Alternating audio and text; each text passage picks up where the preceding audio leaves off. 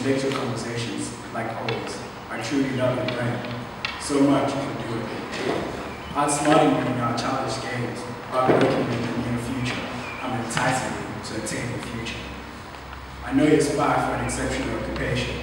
There will never be just the exception. I know you'll obtain a high level. No matter whatever happens along the way, I want you to promise me you'll never sell yourself short. Never allow your dreams to be hindered. Never allow me to hold you back from your heart's desires. If you truly want what you want, you grew up around hustlers. You best hustle. If you don't believe in crime, well, that has to change because you'll have to steal some time. Stealing time from your sleep, stealing time from your seat, stealing time, converting it into dreams, converting dreams into reality, converting emotions into some small human being, converting thoughts into something obscene. If you truly want to be a thief, stealing something that you deserve away from yourself will be the greatest crime against your own humanity. I remind you, everything and anything is possible. In the name of Jesus Christ, He will hold your hand and show you the world He's created for you, while Satan promises you that he can make it yours. As Eve was once deceived, you also might be swindled. This world is not for the weak. That's why I think you're strong enough to do better than those around you. Surround yourself with the type you will introduce to your children. Surround yourself with those you will tell your grandchildren about. Be part of activity that you and I can talk about at our old age. Be adventurous, even though I'm not around. I've been lost in Mozambique for quite a while. I've been out partying without a passport in Dubai. I've gotten my mom in trouble on an island for 2 hours.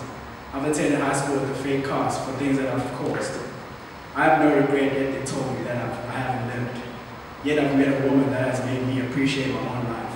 She has created the passion I once had in high school for life. I'm striving. I want you to join me. I truly be writing for an hour, but if only I could spend a minute with you a day while I'm far away, I truly be happy to say I love you. Even though you already know my heart is beating for you. But here's a wisely, my beautiful Mona Lisa. We are fighting for our souls to be called our own, is the boekwoord. Die woorde tref my diep, veroorsaak het koors soos 'n kloonde griep. Our souls, our own. Language falsely claimed, we still leaving people unnamed, a violent exclusion, a people uncaptioned. Our souls, our own. Yeah, vibes kind of nation, slaves to capitalist exploitation, begging to be paid our worth. Our souls, our own. As a black woman, I dream, a lover looks into my eyes, and may it be liberating too to recognize my soul is my own. But neither my sexuality or expression of gender is truly free until there is an unshackling of chains together with brothers and sisters of the LGBTI community. Our souls, our own. But my grandfather could not even call his land his own. His children grown, for 20 years his home. Application to his own land denied. His only sin.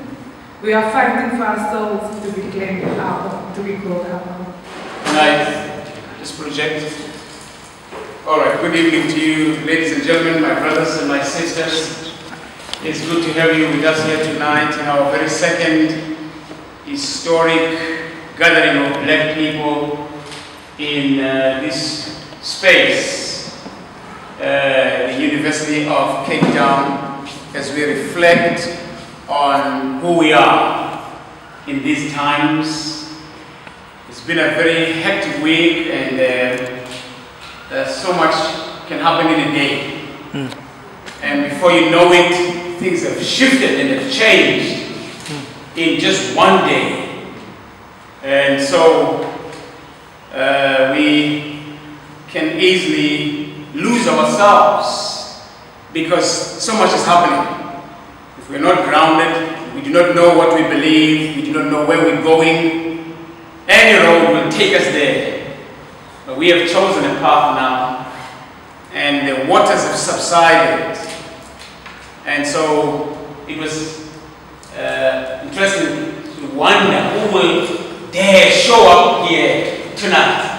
And so I see who has returned to these waters, muddy waters, And so it's exciting, it's encouraging, and I think we will have an interesting time going forward, because this space will have to define itself. We will have to start from the known, but we are definitely going to the unknown. And so we must be brave to go to the unknown. We will start with the things that are familiar to us, but we are in the journey to deconstruct everything, in the journey to problematize everything, recreate ourselves, scary as it might be, because we will have to go into places we've never been to. We will have to do things and ask, why are we doing what we're doing? Why are we doing it the way we're doing it? Many of us grew up in the church marked by Christian spirituality, presented to the priest as a child, given a Christian name, and then you are held captive for the rest of your life. And so, even though you may have turned your back in the church, and maybe some of us stayed in the church, but this niggling, yearning for the true identity, who I am.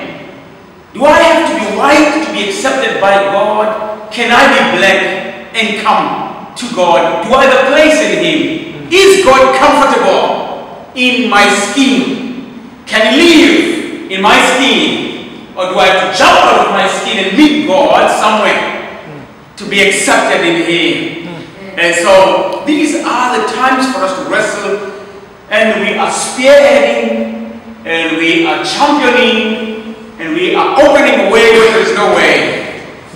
We are going to have to break some rocks, and so I'm excited that I'm part of this thinking, this courageous conversation about God. I'm thrilled, just excited about it. I was in Johannesburg in Northern Cape this last week, and landed in Joburg Monday afternoon, boarded a flight on Tuesday, an aircraft, a small aircraft that belongs to Anglo-American, and we were flown to the middle of nowhere. I thought we were going to Kimberley. So I spoke to some of my friends in Kimberley. I said, listen, I'm coming to your, to your hood. People I have not seen for a long time, who were part of our church, and I was looking forward to being in Kimberley. I've never been in Kimberley, by the way, in my 48 years. Today I turned 48, by the way. And there was a time, by the way, I was 32 years for 2 years. There was a time I was 32 years for 2 years. I just forgot about it, And so, for those 2 years, if you would ask me how old are you, I was 32. Until somebody reminded me, did you say you were 32 last year? And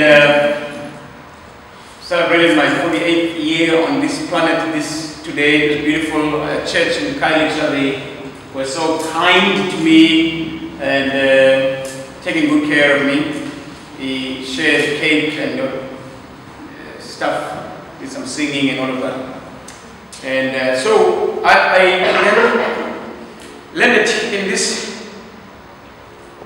God-forsaken, anybody from the Northern Cape? Man, I've never seen a place so dry. The Southern Kalahari, that's what they call it. The Northern Cape. I've never seen a place so dry. Wherever you look, it's in the middle of nowhere, literally in the middle of nowhere. That aircraft landed there in some old strip and runway, and we were picked up. Spent that day visiting Khomani mines. I think that's the name of it. Khomani, and other mines in the area. They go into the belly of the earth and they mine these rocks, this iron ore. They ship it out. They bring it to the west coast in Saldanha. They ship it out from Saldanha, and they make all kinds of metal and steel. And so we spent most part of the day visiting community development programs, villages where people literally have no stake in this country. They have no chance to make it. I cannot imagine a child being born in that part of the world and becoming anything. And people, our people depend on charity, literally on charity, as these mining companies, bring food and they pour in money. Literally, I mean, they're building schools and they're building all kinds of things, but it's nothing compared to what they take away.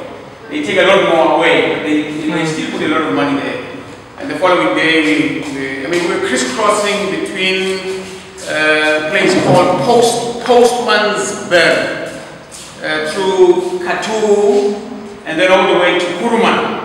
And I've never been to that part of South Africa. It was an eye-opening for me. And so, of course, at the end of each day, we had to meet with the mining bosses and tell them how good they are, how kind they are, how nice they are. They are feeding our people. They are taking care of our people. And I mean, coming straight from the commemoration of Marikana to find yourself in that space, man, I tell you, I just couldn't hold on to myself anymore, and I just opened my mouth and made that place very, very uncomfortable. I just made it very clear to them that listen, there's nothing you can do to appease your conscience. Our people are not looking for charity. Our people are looking for their own. This land belongs to them. And guess who was ready to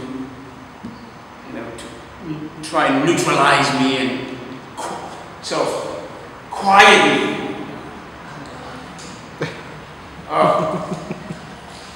I said it last week, white power is present in its absence. White people don't have to be in the room to be in the room. And yet black people can be in the room and be defaced and be non-existent even though they are in the room.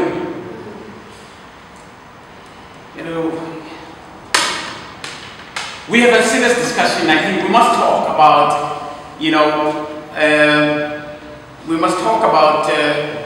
black people have, black pain has many dimensions to it, and part of it is the fact that we were rejected and hated on the basis that we are different, that our skin tone is different, our pigmentation is different. Of course, people who hated us, they hated us and categorized us to subdue us because their drive was conquest. So it was not just a hatred for the sake of hatred. We were different. And of course, they hated the fact that the history of lightening our skin and the history of straightening our hair comes out of this hatred that we've suffered. And so when you've been hated for too long, you try and do something about it, right? And of course, now black people are coming back to themselves. That whole Black is Beautiful movement comes out of that. So I think first and foremost, black people were hated because they are different. And then there is another aspect to it, which is perhaps what brings us here, the political construction of blackness. That we are black as a political construct so that we are easy to subdue and to sideline and to exclude. And so therefore our blackness is not just that we are different to others, but we are black because we have a story of exclusion. Now, if we are going to confront white power, if we are going to deal with the preservation of white privilege, we need a serious discussion at two levels. We need to discuss, the question of who is going to be in the room. We are now saying we want a blacks-only church, and the question is at what level are we talking? Are we talking at a political level, or are we talking blacks-only church, at a, what other level is there? We're talking about the people who trace their history from the Great Lakes. You get my point? We can talk about blackness at many different levels, and we must be clear about that. Now, I'm going to make an argument, maybe not in this meeting, maybe in another meeting, that if we are going to dismantle white power, we must be clear at what level are we talking. When we're talking blackness, white power feeds on, I said it I think last Sunday, in fact, all kinds of power. Power feeds on powerlessness. And powerlessness feeds on power. There's this unhealthy symbiotic relationship that you need to be oppressed to survive if you are weak. May I say it again? You almost need to be oppressed just to survive. You need to feed on power. You need a relationship with power. That's what I mean. You need a relationship with power. And you cannot relate to power and not be subdued by power. You cannot have a relationship with power and not be suppressed by that kind of power, because power defines itself in relation to powerlessness. And powerlessness defines itself in relation to, that's why blackness can only exist in relation to whiteness. Whiteness can only exist in relation to blackness. You get the point? That's how the situation now that we must be thinking about. I am bringing this up because we are now being asked from different quarters. There was, in our audience last week, we had a young lady from the US that she's Chinese. She's Chinese, and so after the service, that same Sunday evening, she wrote me something on Facebook. She said, "I felt so unwelcome. Every time you mentioned the word white power, you looked in my direction." and I wasn't sure if I was in the right place. She said, I wasn't sure if I was in the right place, And I know that I don't want to disturb, I don't want to disrespect black people. I don't know where I belong in this country. Am I welcome? Should I be coming? In fact, she came to this morning service. This morning she was in Kylie Church, so we had a long conversation. And I told her, I said, listen, blackness is experienced at two levels by black people. It is experienced in terms of their skin color, because there is a rejection of black people on the basis that they're black. There is a hatred directed at black people on the basis that they have different hair, they have different cheekbones, they have different all kinds of things. And they feel that hatred. They've experienced that hatred. And so they've worked hard to try and be accepted and to try and be loved, and they've changed their hair, they've tried to bleach their skin, and done all kinds of things. But blackness also is experienced politically as a strategy to exclude black people from the resources, from participating and owning the resources of their own land. At that level, then black people have something to share with other race groups. Now, is it Chinwezu? I think Chinwezu is a scholar and a writer from Nigeria. He writes a book, Decolonizing the African Mind. One of the books, brilliant book, you must read the book, Decolonizing the African Mind by Xola. And he spends a lot of time, and one of the statements he says, God has 4 children. God has 4 children.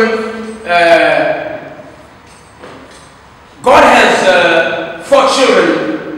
White children, yellow children, brown children, and black children. Then he says, all God's children have sinned against God's black children. And history has proven that, that black children have suffered in the hands of white children, in the hands of yellow children. Right now, in part of the conversation we had with this lady from the US, whose parents are from China or something, we are told now we must learn Mandarin. We almost are being colonized all over again by China, who is coming to us at our time of vulnerability because we have nobody to run to. The Soviet Union failed, the communist bloc failed, so we have no friends. And so China is coming to build our schools and sell our children cheap. I watched a documentary not long ago in the rural Transkei where children are using some form of drug that they buy from the Chinese. And so you wonder now, where are we going? Where are we going? You know, like a soccer ball or rugby ball being passed from one colonizer to the other. Are we ever going to be able to stand on our feet? So we need to answer this question. When we say we want a blacks-only church, what are we talking about? At which level are we defining blackness? It's a discussion and a conversation we must have very, very soon, I want to suggest. I just wanted to leave that with you because I think maybe even on Wednesday, when we meet again, if we could just, really go into this conversation and this debate on Wednesday. And do we need allies? That's the question. Are we going to go at it alone, or are we going to forge allies?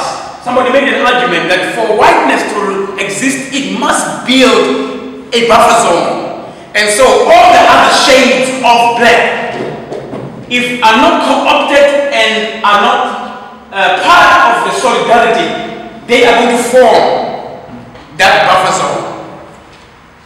We must pay attention to that. And we've seen it here in Cape Town with colored people who will say, I'm colored. And when they say that, they are saying, I am not white, but I'm not black. And when they say that, they create this emotional and psychological distance immediately.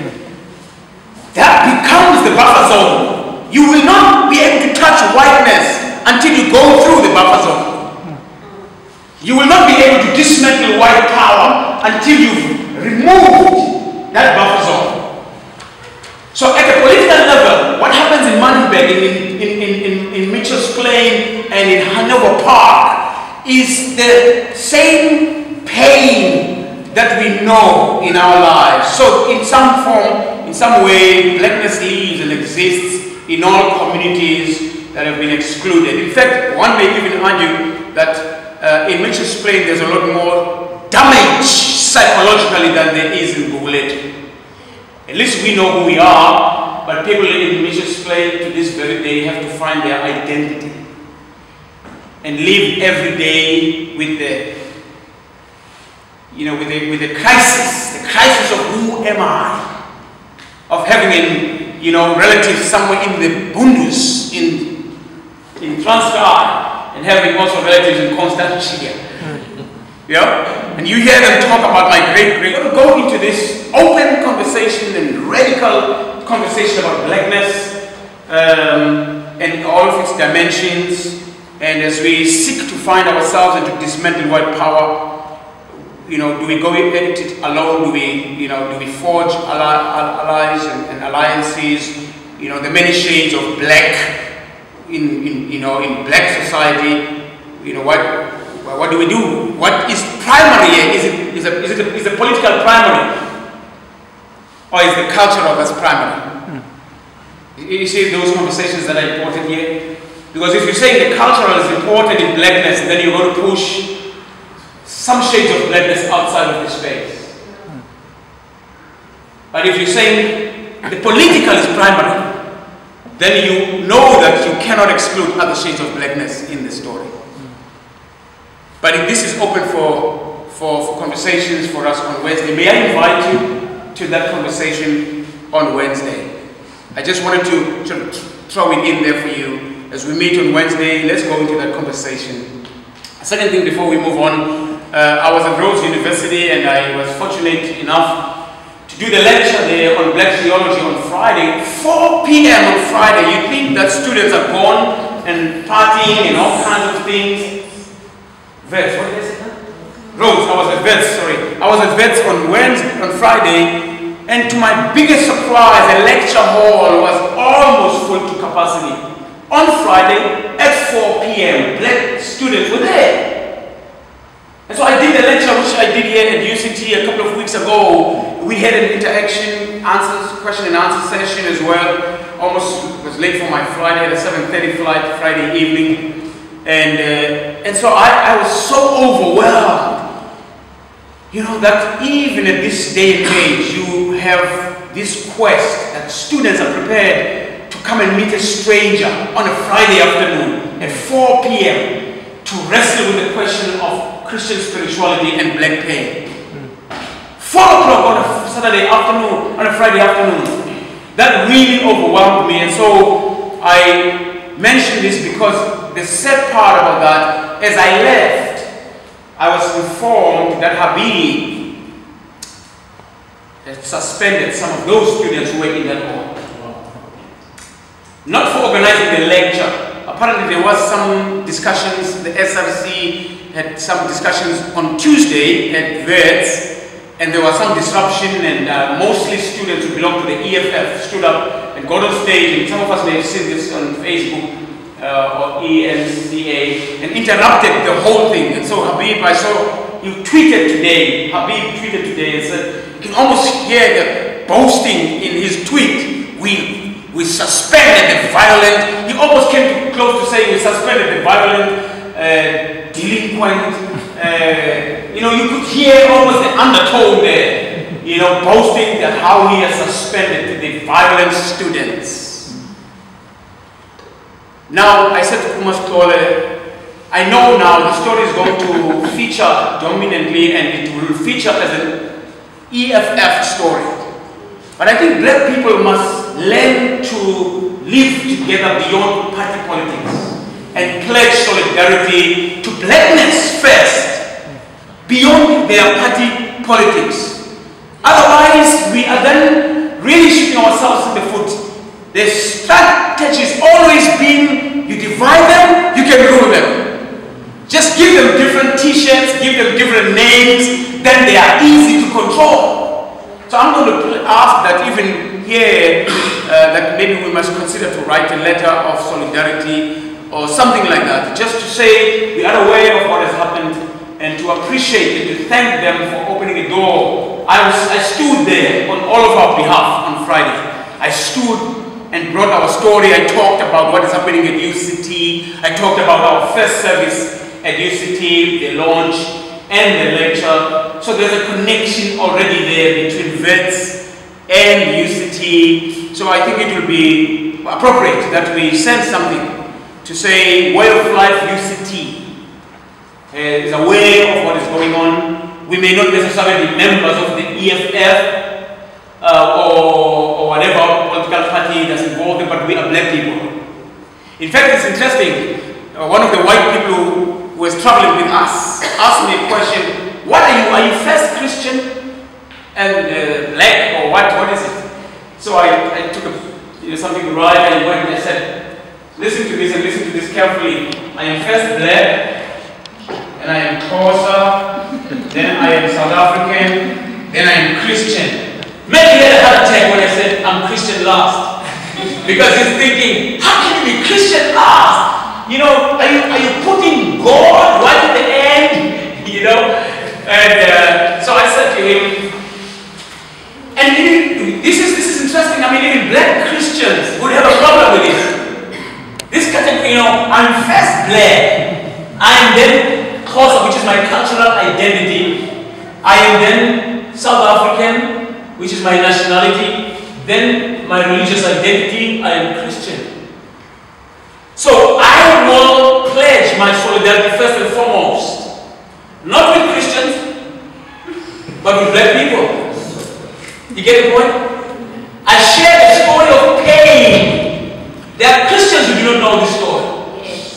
There are South Africans who do not know. In fact, I don't even know what it is to be a South African. I have no stake in this country. What does it mean to be a South African if you have no stake in the country itself? How can we call ourselves South Africans when 90% of the land is in the hands? White people are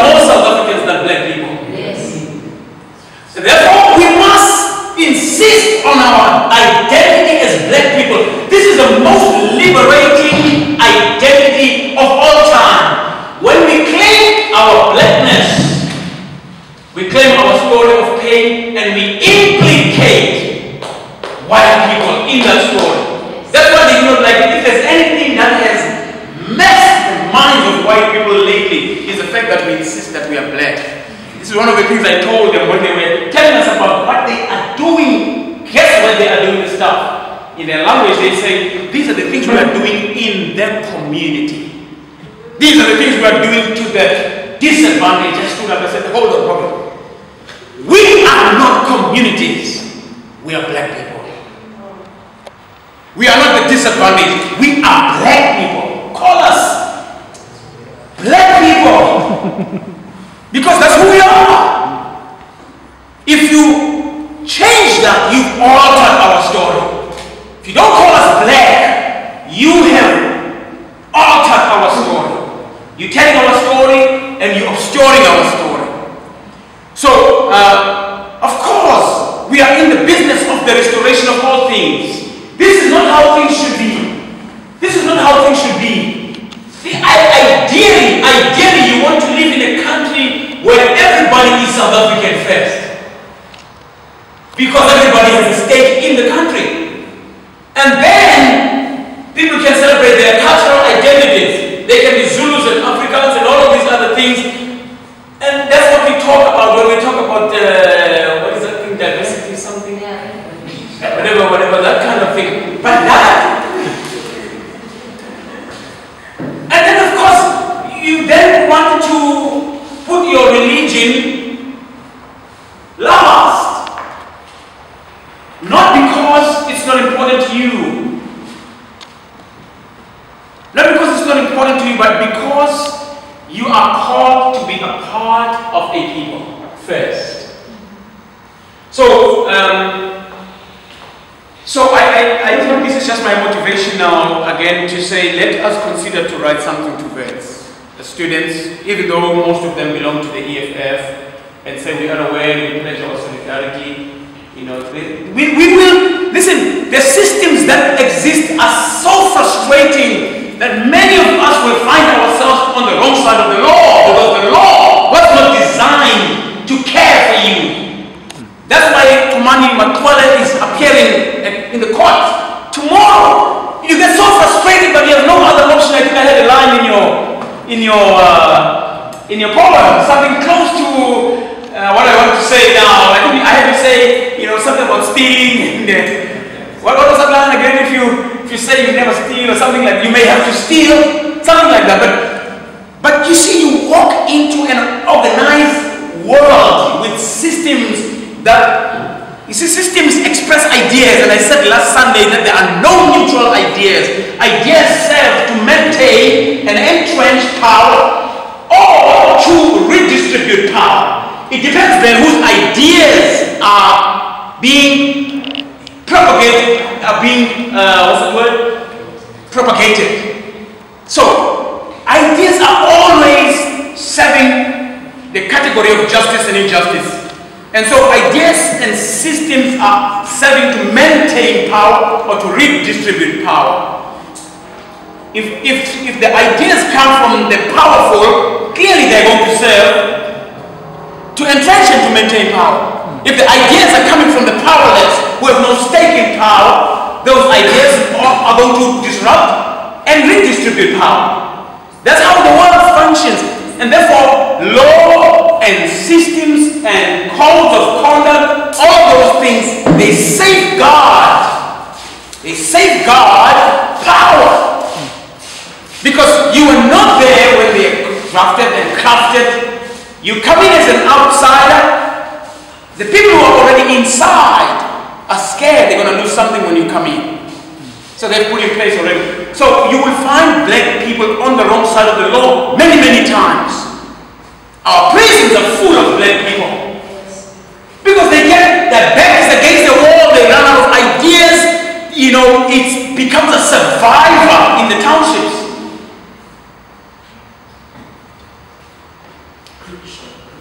So that's what we are dealing with. Now Habib is going to, you know, make an issue of the fact that they were violent, they were disruptive, they didn't keep the law. He's going to raise something about the Constitution. He's going to say something about the Code of Conduct. But the lives of black people are so disrupted that to maintain law and order as a black person, it takes an extra effort. It's to die to self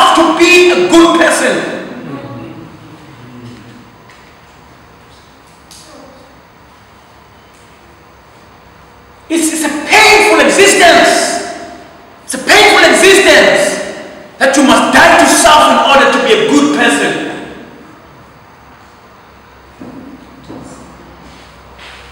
Put on a smile and that kind of thing. So those are the two things I thought I might introduce before I even read the scriptures. We're reading today that passage of scripture in Matthew chapter 9, the Lord's Prayer. The Lord's Prayer. Our Father, I'm going to check that first line. That first line only. Our Father who art in heaven. You have recited this prayer as a child. Our Father who art in heaven. Now I want to share a story with you as we begin. Remember the story of our Father? Not the story, the prayer of our Father who art in heaven. The disciples came to Jesus and they said, John the Baptist taught his disciples to pray. Teach us to pray. Prayer. You know, this phenomenon of prayer. You know, to this very day, nobody can really put it in one word. What are you doing when you are praying? What is prayer?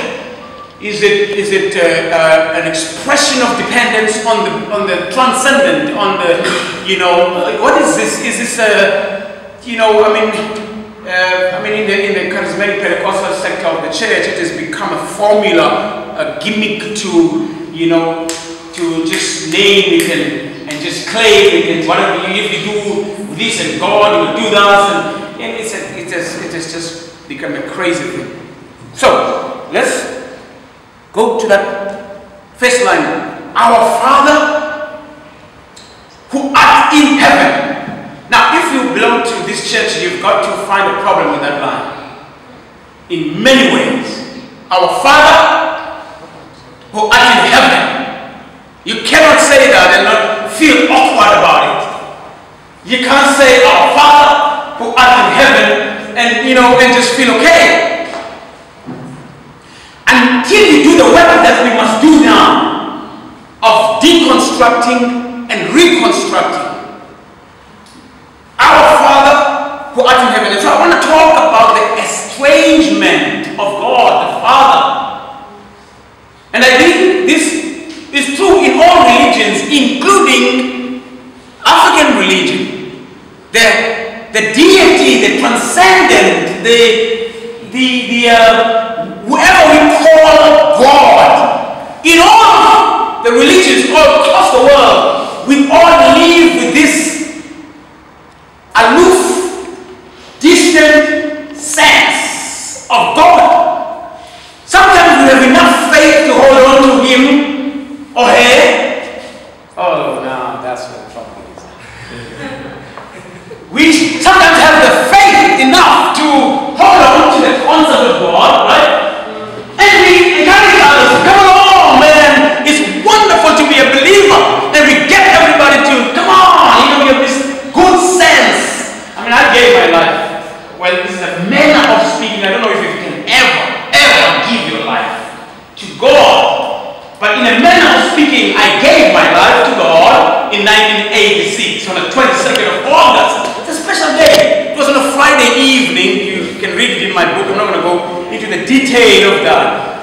I don't think we can ever. In fact, Jesus himself is not when it comes to me if the Father does not draw him to me. In fact, John chapter 15, verse 16, that very last verse there, verse 16 says, it is not you who has chosen me, but it is me who has chosen you. So in a sense, you can never claim to have looked for God and found Him. He's a self-revealing God. You can't, you know, doesn't matter which God. I mean, you can be a Hindu for that matter, or you can be a Buddhist. You cannot find God until He finds you. He's a self-revealing God. So even our language has to change how we talk about God. You know, I found God. I gave my life to God. Let me say I was found, rather. Now, there are in these many years, I've had seasons in my life when I felt the intimacy, the closeness of God, whether in my mind, in my imaginations, in my heart, doesn't matter, but at least I felt I was not alone. But I know there are many seasons in my life when I asked, where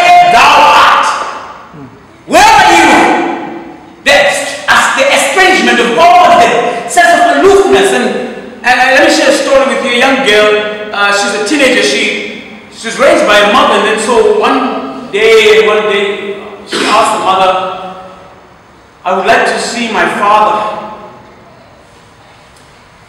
The mother gets very emotional and disturbed at the very sound of the word father when she has had to raise this girl by herself for 16 years.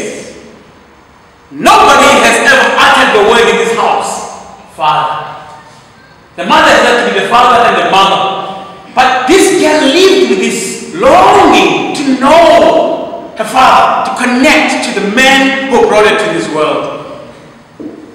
Maybe that language is not right too, right? Who brought her to this world. Okay, somehow contributed to, you know what I'm trying to say. Anyway, so the mother is disturbed. She calls a family meeting. The uncles are here, the aunts are here, the grandfather is here, and she says, can you believe this child whom I have raised with the meager salary, I have tried to be everything to her. Now she thinks she's good enough to want to know her father. That meeting runs into the early hours of the morning. Every member of the family is scolding her and showing her the error of the ways, how ungrateful she is. How can you want to see your father after your mother did so much to raise you? And then the grandfather speaks at the end of that meeting. He says, she has not done anything wrong. It is her right to know her father. Of course, 2 years later, she has forgotten about this. That whole thing died a slow death. 2 years later, she's already at varsity. She comes back home one weekend, and one Saturday morning, the mother says, come with me.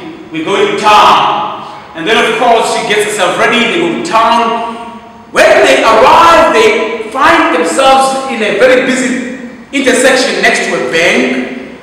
Then she opens her eyes, she realizes the uncles are here, the aunts are here, what's going on here? And before she could ask the mother says, I want you to look at the people standing at the entrance of the bank. Tell me if you see anybody that looks like you there. 2 years later. And of course, she's caught off guard, right? And so she's opening her eyes, but instinctively, her eyes latches on somebody. And she knew in her heart, that's my father. She knew it right there. Nobody had to say it, but she knew it. And before she could confirm it with her mother, is it him? The mother stormed out of the car, walked into the bank, and that man that she identified as a father followed the mother, went into the bank. The uncles went into the bank, the aunts went into the bank, and a few minutes later they all came back, except that man. The mother walked back to the car with the bank card. She says to her, you said you wanted to know your father. This is your bank card. He's going to put money in this account every month. It's yours. You can do with it whatever you want. Then she says these words, I hope you're happy now. She wanted to know her father, but not under these circumstances. She's lived with estrangement, with a distant father, a father she's never known. I think that story does give us an opportunity to reflect on blackness and Christian spirituality. Because we must be asking the same question this girl is asking. What kind of father would let his child grow up in pain, in suffering? Why is it that my mother has had to go so much just to keep me alive? So when we are drawn to Christian spirituality, even in our moments of intimacy with God, I think we carry those questions at the back. But God, why would you let black people suffer so much? What kind of father would let black people, in this case, go through so much pain, so much suffering? Why is it that so you got this, and this is a struggle, this is a serious barrier for black people today whose lives are marked by Christian spirituality, but they cannot answer the question of an aloof God, an aloof Father, a Father who's distant, who doesn't seem to care, who's allowed black people to go through 300 years, 350 years of slavery. That excludes slave trade. We're just talking about colonialism and apartheid and more.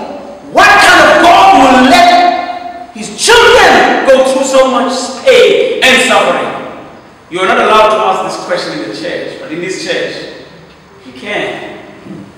We must wrestle with God theologically. So we must look for tools, we must look for answers to this question.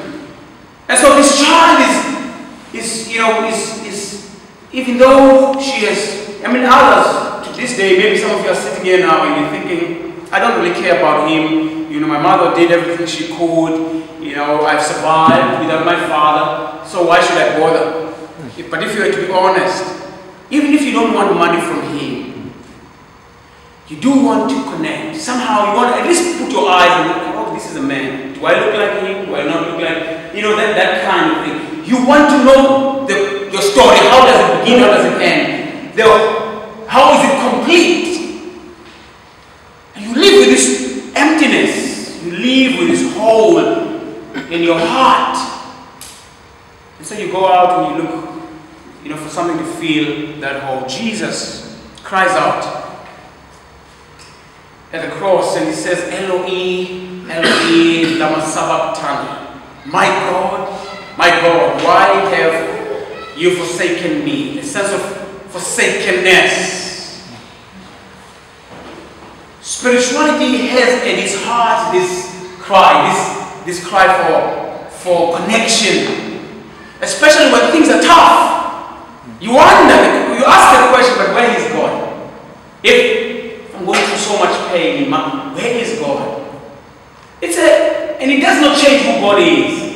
It's a natural, normal, this is somebody said, I think it was a preacher from New York, he says, we must never confuse God with our forms of worship and spirituality, and then he made an example about an electric socket. He says, if you put your hand in an electric socket that is live, the electricity is going to throw you away. I've never tried that. I don't know if anybody has tried it. But if you put your finger on the live, right? This is the kind of thing they say, don't try this at home. And you have two people do the same thing. One person gets thrown to the left and the other gets thrown to the right. Did you see electricity? Or you saw people falling? You saw people falling, right? Not electricity. He made a very simple example like this. He says, you see, we press to God, we seek out for God in song, in prayer, in worship, and whatever. We don't know God. What we do know are the many manifestations and responses, human responses to the unknown God, to the God we do not see. What we do see is the response by human beings. And it varies, it's diverse. So we build a religion out of the human response. We build cults out of human response. We try to lock God and say, if God is here, everybody's going to worship with their arm lifted up. If God is here, we're going to worship God with their left arm lifted this way.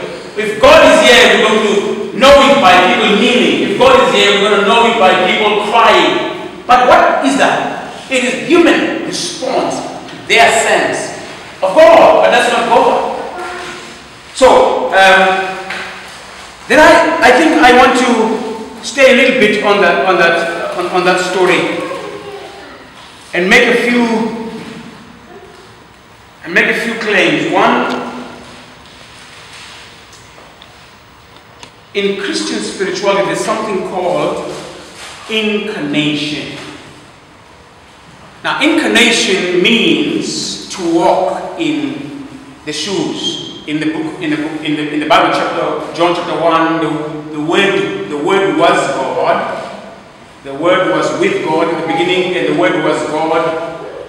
and the Word became flesh. Just those 3 lines in John chapter 1 are introducing a doctrine we call incarnation, which almost answers this question of estrangement of God. That this God who lives, who acts in some heaven that is inaccessible to us, is entered humanity. He became flesh. He bled. He cried. He was hungry. Paul, or whoever writes the book of Hebrews in chapter 4, verse 16, says, we do not have a high priest. When he talks about Jesus, he says, we do not have a high priest who cannot identify with our infirmity, with our weakness. So, if you like, then we have this doctrine of incarnation that seeks to answer our cry for an estranged God. If you like, Jesus is that mother who says, I was there when you graduated. I was there when you were hungry. I kept you on my back. In the absence of your father, I was there. So if you like, then in Jesus, this estranged God becomes both the mother and the father. The estrangement is almost broken. Now, of course, the biggest challenge then when you start talking about Jesus, like I had adverts in our lecture there, one of the first questions was, but isn't Jesus a white man? And of course, the answer to that is no. Jesus could not have been a white man when he was born in first century Palestine. In fact, let me push this even further and say, Jesus could not even be an Arab if you accept the miracle birth of Jesus. If his father is God, then what do you call Jesus? Of course, if his father was Umkwati, you would say, well, Jesus is Umkwati or Ukamini. But his father is the God that we cannot access and see, whom the Bible says is spirit in John chapter 4. God is spirit. This God is the father of this Jesus born in Iraq somewhere. So already you have a situation there that you cannot. But the point that's important here is that the God that we serve, or rather Jesus himself, gives us something to work with in the incarnation, in the entering of our story. You know, when he is able to walk this earth.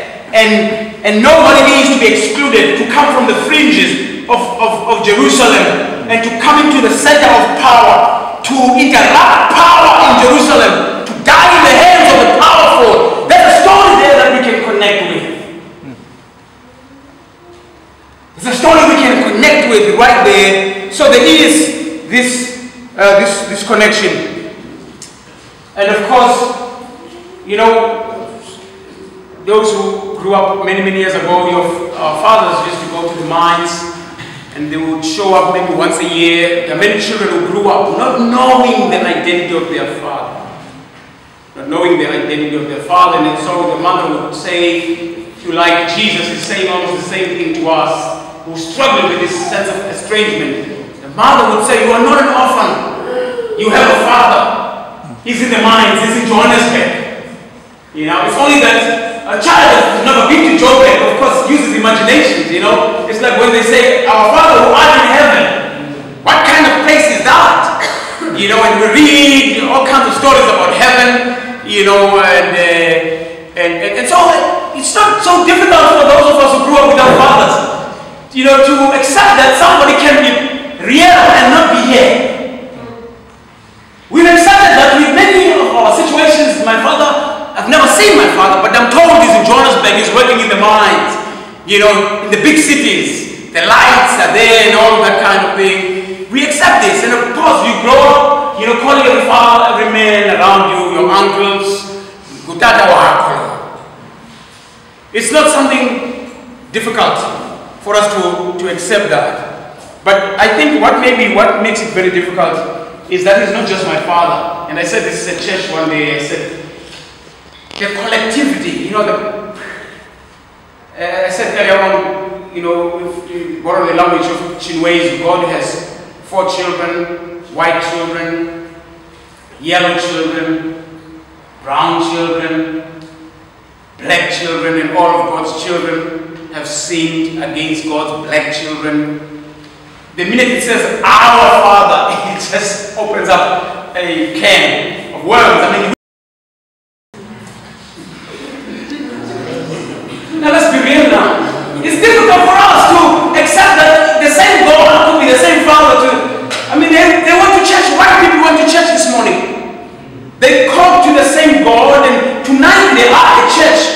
They took some of our children and His people and Hillsong. They buzzed them into Hillsong. And so they are worshiping the same God, but we must wrestle with this. Because that prayer that we make, our Father, we are not saying, you know, He's the Father of many children. So I said this at church. I said, I don't want to be God. Because humanly speaking, God must have a conflict of interest. Because He's dealing with His black children who are crying out for justice. Then He's dealing with His white children who are looking for protection from Him. Woo! I do not want to be God. But listen, God must deal with that. We have the right as children to come to God and say, we want justice. How He dispenses justice, He must see how He does it. But we do not want white, we do not want white people to open the Bible and come to us and say, give the other cheek and you know, love your neighbor and love your enemy.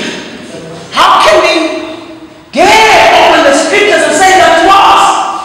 We're not talking to them, we're talking to God. They cannot be the player and the referee. We went to UCT not long ago, we were interrupting the spaces there. We went into this group of young students at UCT just before Rotomas Fall. And there was a group of, how many black students were there? About 6 or 7 black students. There was an elderly white man with his wife. And he opened the scriptures. He started talking about how blessed God, how blessed his life is, and God. And my mind is racing. I'm thinking, are you South African? You know, because I want to trace that blessing. I want to walk in that blessing and see where it emanates from. So finally I asked, excuse me, sir, are you South African? Are you white South African? He says, yes, but you see, this is not about man, you can imagine how, I mean, black people in that space were so embarrassed. We were an embarrassment to them. Because we were asking awkward questions to a white Christian who's telling black people that God has blessed him. I couldn't pray in 1993. I was a student in 1993. A white boy, you know, in our prayer group was praying and said, Lord, I want to thank you for your blessing. My father took me to town this weekend, and before I knew it, he pointed the car, said to me, I want you to have that car, and God has been good to me. I said, hold on. So I said, I am finding it difficult to say amen to this prayer.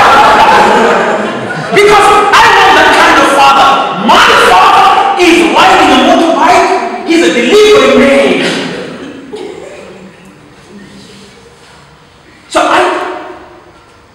So that's why we cannot share the same space and talk to the same God as people who subscribe to Christian spirituality. We read the Bible differently. We come to God with different agendas. Others come to God to be unshackled. Others come to God for God to protect what they have. So how do we share that space? I am not saying that white people are not going to heaven. You mean the scripture says God is gracious. I mean the scripture, listen, we are, by the way, there are no innocent, and this is probably a very difficult statement I'm making now. There are no innocent victims, by the way. Black people are accomplices to their own oppression. So in many ways, we are guilty for our own oppression if we must be true to ourselves. Therefore, there are no innocent victims. We need forgiveness for being accomplices to our own oppression. We need the same God to pardon us, to forgive us, for giving ourselves to slavery. And to continue to do that, to be cowards, to not be able to stand. The Bible says the cowards will not enter heaven. So I'm not saying white people are not going to heaven, but I'm saying, listen, you know, let's deal with that when we get there. For now, let's, you know, the Bible says we are brothers and sisters. I'm more happy with the word cousins.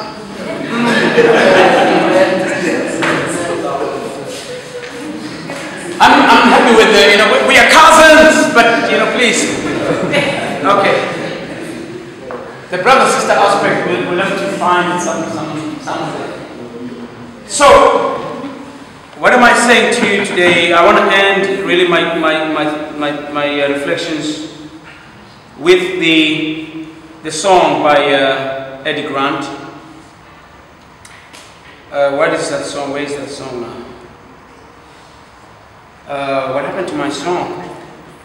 Eddie Grant, I do not know if anyone of you are familiar with Eddie Grant. He sang a song that was burned in South Africa in the early 80s. Joanna Give Me Hope, that's the name of the song. White people love the song. They use it for their parties. And have you been to a party of white people? Crazy space. Crazy space.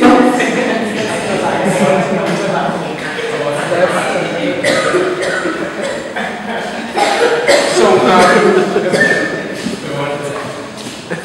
I can't find the song now. I can't find the song, but I want to close with that song. The point I want to make, my brothers and my sisters, is that we live in a moral universe.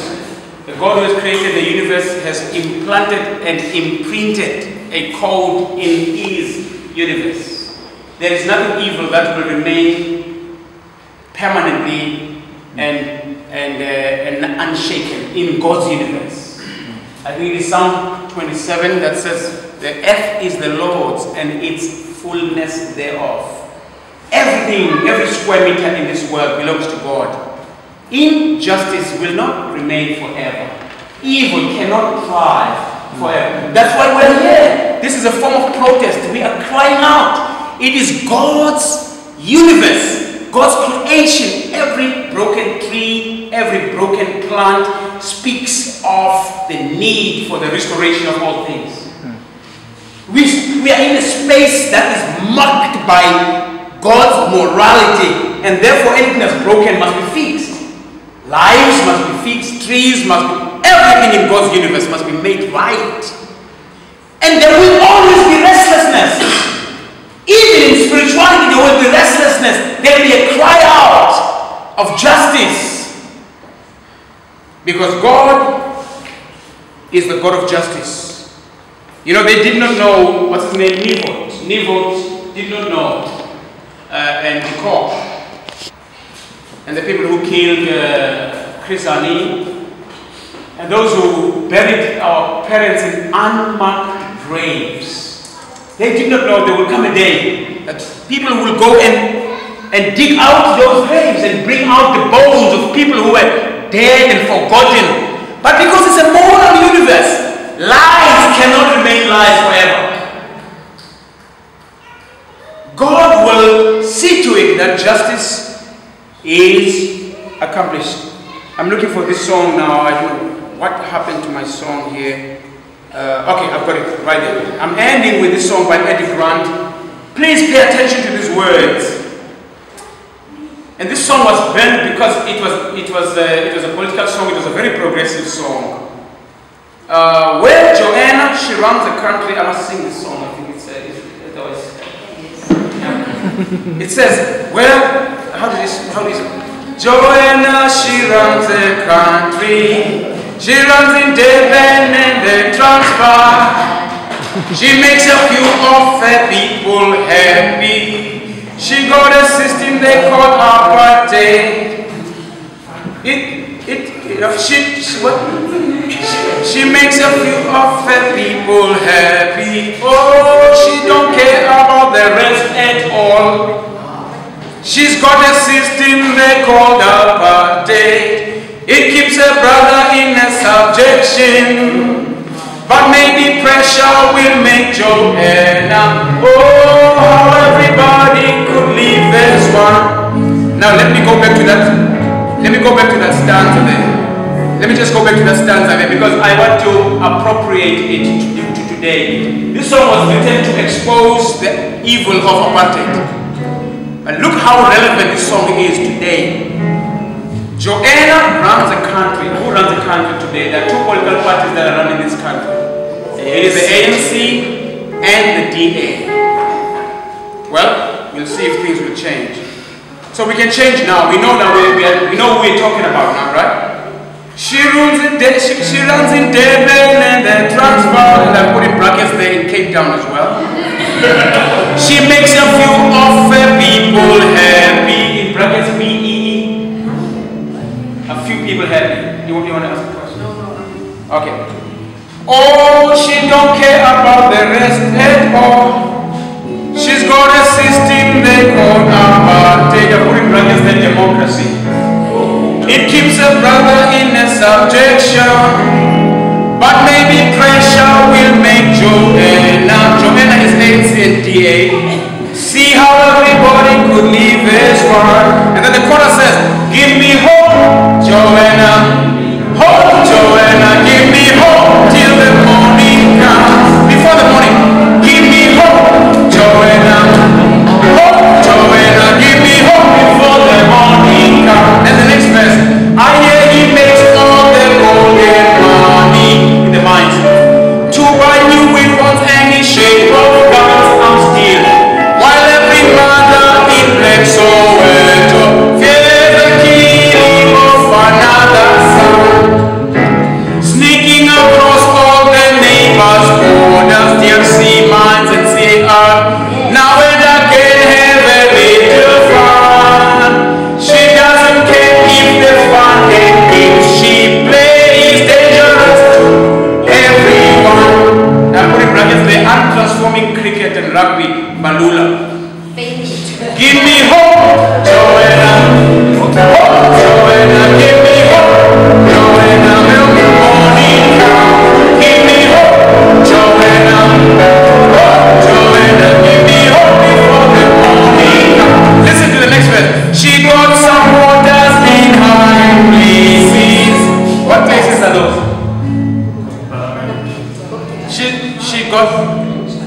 She got supporters in high places. This must be the IMF and the other big guns, right? Yes. Who turn their heads to the city sun. Joanna give them the fancy money. Oh, to anyone who would come. And it says, she even knows how to swing opinion. That's the same thing, right? and that breakfast show by the Guptas. What is that breakfast show by the? What is that newspaper by the Guptas? There's a newspaper that does this breakfast show on this age too. New Age. The New Age. That's right. In every magazine and the journals, for every bad move that this Joanna makes, they got a good explanation. For every mistake they make, they've got a good explanation. So I've got here the names of Ramaphosa, Vieira, and I've written Americana, all of them. They're explaining themselves something that's inexplicable. It's just, give me hope, Joanna.